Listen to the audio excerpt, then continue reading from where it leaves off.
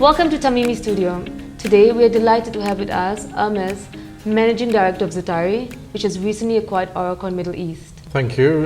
Good afternoon, and thank you very much for having me. Ermis, you've been based in the region for well over 2 decades.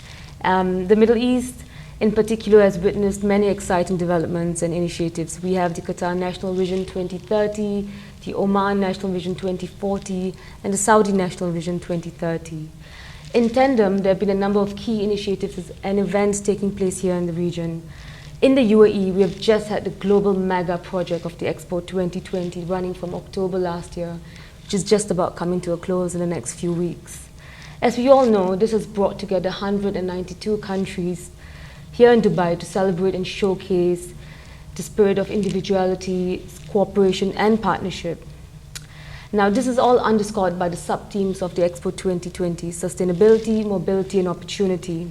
Before we dwell a little bit more about what these sub-themes actually mean, let's touch a little bit about Zutari and their involvement in the Expo 2020. Zutari has been involved in the construction of a number of pavilions in the Expo 2020. How was this experience in participating and playing a role in such a global mega project amidst participants from all around the world? Thank you. I mean, firstly, I think anyone that has had an opportunity to be part of the Expo will certainly have fond memories, and it's an opportunity that one has to thoroughly enjoy. However, behind that there's a lot of planning. There's a lot of effort, there's a lot of dedication by a number of people that comprise teams. Our role has been generally focused around planning activities, feasibilities, design, and overseeing the implementation, the construction of quite a few of the projects dedicated to the Expo. When we deal with projects with such magnitudes, disagreements may often arise between a number of stakeholders in the project. We always strive to resolve these disagreements as early as possible before they escalate upwards. And in our opinion, communication between the different stakeholders is key. What would be your experience in resolving these disputes before it even enters the legal arena? Interesting comment you make, because I would put projects into largely 2 categories under this subject. The ones that never end up in a formal dispute, and there are disagreements and there are debates that happen every single day on an actively managed project. And then there are others that may end up in a slightly formal disagreement. And I'd put those under the category of lack of clarification, potentially lack of proactive communication. And this is where experience tends to come into projects. If there are certain things that are not being unbundled, bring them into the fore as early as possible. I think you have a very good role to play in proactively steering those disputes so that they don't necessarily become full-blown formal disputes. But given the size of these projects, there are a number of stakeholders involved. So it's not necessarily a negative aspect of any project, it's just the nature of projects. So there will be some disagreements, and how you resolve disagreements is a key to a successful team. My general view on projects is there's no winners in a losing team. So if you want to be part of a winning team, then play to those ground rules. So apart from the Expo 2020, Zutari has led other key projects in the region, one of it being the World Cup Stadium for the FIFA World Cup taking place in Qatar later this year. There's also the Yas Island development in Abu Dhabi. And if you had one key pick-one takeaway from these projects, what would that be from all of these global projects in the region? If you give me one word, I'll say resilience. I think what goes with these projects, so you just touch on 2 major global events. So the Expo is one, and we're already halfway through it, which is 6 months. And the other one is the global World Cup for later in the year, starting in November. So those are global events that require a lot of planning. So it again requires a lot of teamwork, a lot of dedication, a lot of leadership, but underlying all that, you don't give up. So hence my word, resilience is is what I think it takes to see through successful implementation of these projects. Yeah. Yeah, I mean, that's really interesting because resilience is also connected to a little bit like sustainability. How can we sort of connect this to the future going forward? And, you know, coming back to the themes of Expo 2020, opportunity, mobility, and sustainability, the region has witnessed a push towards sustainable construction methods, as well as sustainability in these construction projects.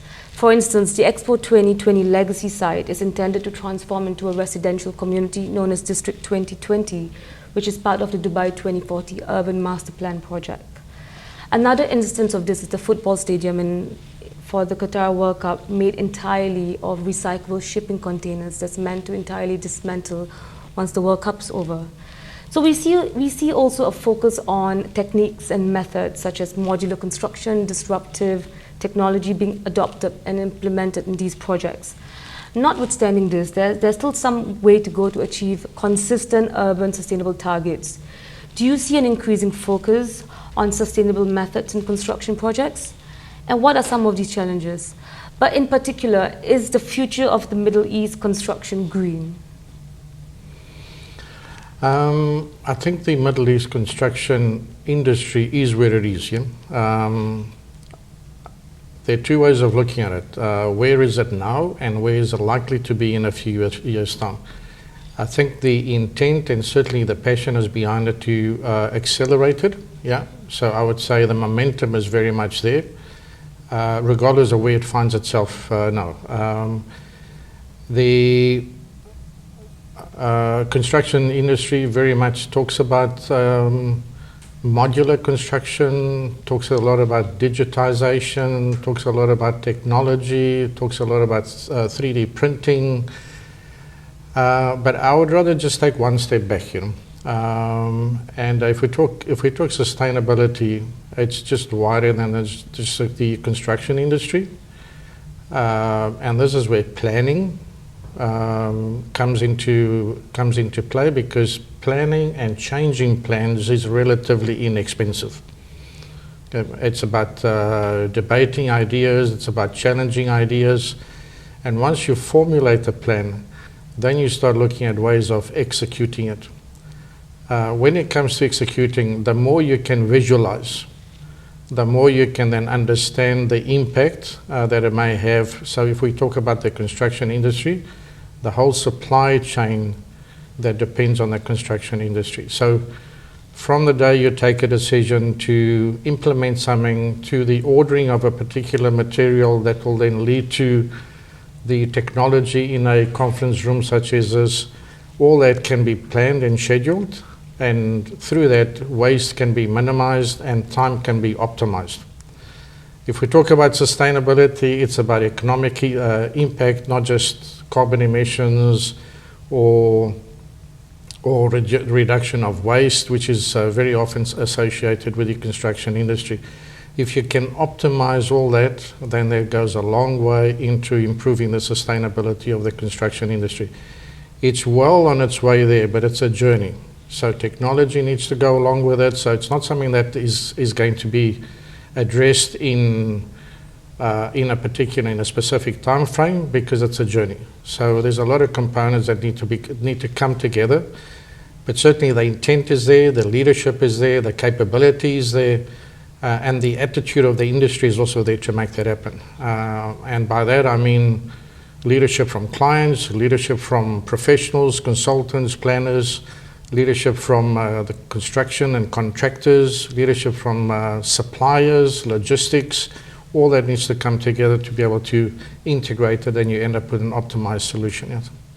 No, and I think that's about right. We need to see this happening as part of our government and leadership taking the lead and just, you know, paving the way forward. And it's always promising to see governments supporting these endeavors as part of their ESG strategies. One of the latest legislations implemented in Dubai is centered around promoting the use of 3D printing, for instance, as part of a wider strategy to promote advanced technology, reduce waste, improve efficiency in construction methods. And as all the stakeholders commit to such initiatives, there's a lot to look out for and be excited about in the construction sector in the region. Ermis, thank you so much for joining us today here in Tamimi Studio. It's been such a pleasure, and I wish Zutari and you all the very best and all the great work you've been doing in the region and beyond. Thank you very much.